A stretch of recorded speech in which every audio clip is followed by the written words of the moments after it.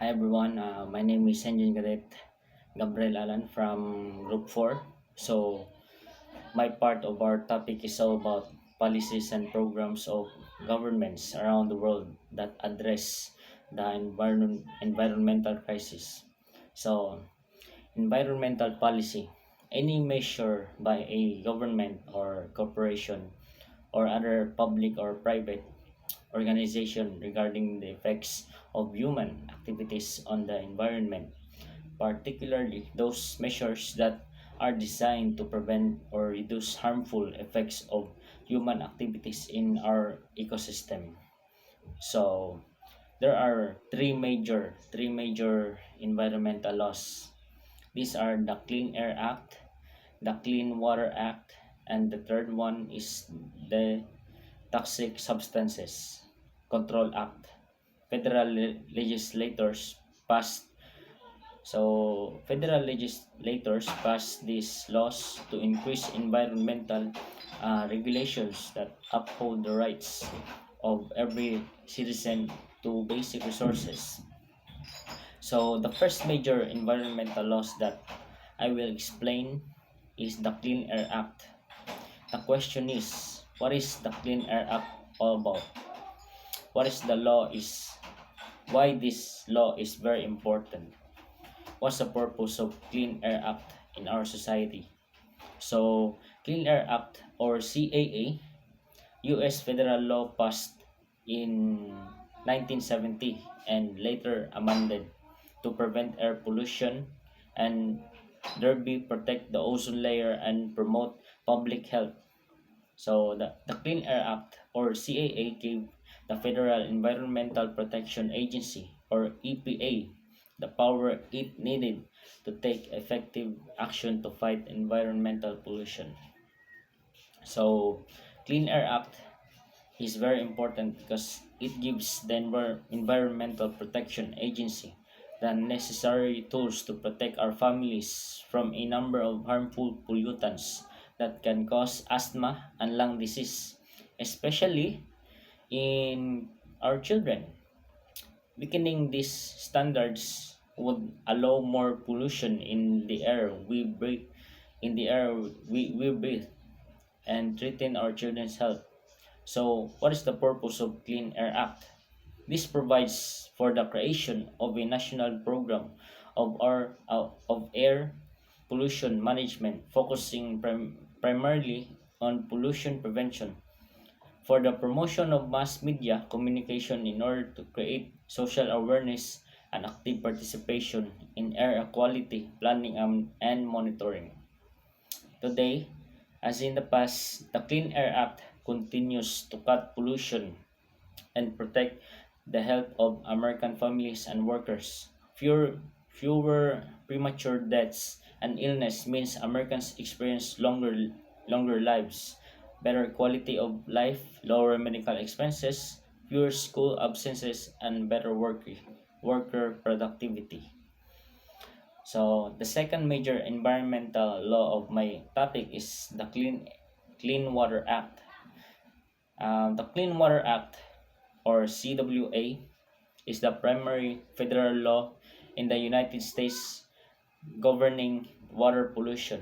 Its objective is to restore and uh, maintain the chemical, physical, and biological integrity of the nation's water, recognizing recognizing the responsibilities of the state in addressing pollution and providing assistance to states to do so, including funding for publicly owned treatment works for the improvement of wastewater treatment and maintaining the integrity of wetlands.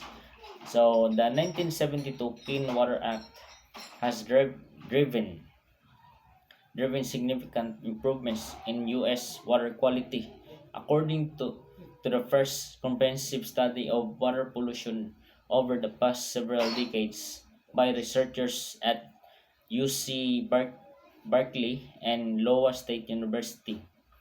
This act provides for the control of pollution from land-based resources and lays down water quality standards and regulations that act shall apply to water quality management in all water bodies.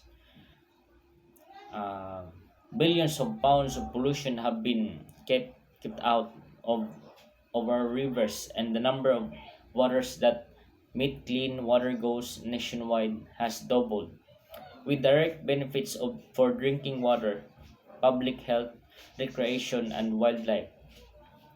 So the clean water helps farms thrive, and the rule preserves common sense agriculture. Clean water is vital to our health, communities, and economy. We need clean water upstream to have healthy communities downstream. The health of rivers, lakes, bays, and coastal waters depend on the streams and wetlands. Where they begin, streams and wetlands provide many benefits to our communities by trapping floodwaters, recharging groundwater supplies, filtering pollution, and providing habitat for fish and wildlife. So, Clean Water Act is essential to human health, productive economies, and robust ecosystems. The CWA is a comprehensive and technically piece of legislation that seeks to protect nations' navigable waterways from pollutions. That why Clean Water Act is very important. Without this act, maybe our water cannot be drink at all. So that's why Clean Water Act is very important to our economy. So, and lastly is the Toxic Substances Control Act. So this act passed in 1976 gave the EPA the authority to mandate companies to maintain recording, reporting, and record keeping requirements, as well as restrictions on certain chemicals. Excuse me. Other provisions of the legislation known as the Toxic Substances Control Act, or TSCA, include the jurisdiction of the EPA. So the Toxic Substances Control Act of 1976 provides EPA with authority to require reporting, record keeping, and testing requirements and restrictions relating to chemical substances and or mixtures. Certain substances are generally excluded from TSCA,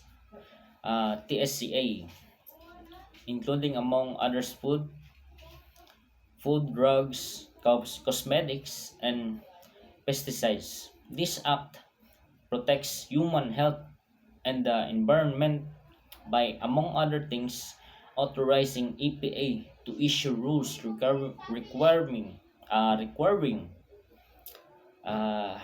the testing of specific chemicals, and to establish uh, regulations that restrict the manufacturing, processing, distribution, in commerce, use, the disposal of chemicals and mixtures. So the purpose of this act is to provide data on the health and environmental effects of chemical substances and mixtures, and gives EPA comprehensive authority to regulate the manufacture, use, distribution, in commerce, and disposal to chemical substances, and it authorized EPA to regulate and screen all chemicals produced or imported into the United States to prevent unreasonable risks to health and the environment. As a research group, you must as a research group, you must determine if TSCA applies to your laboratory activities.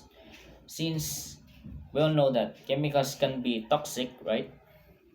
It is important to understand how they can affect in our health, because of the TSA, it is important to determine the risk of harmful health effects from a substance. You must first know how toxic the substance is and how much and by what means a person is exposed and how sensitive that person is to the substance.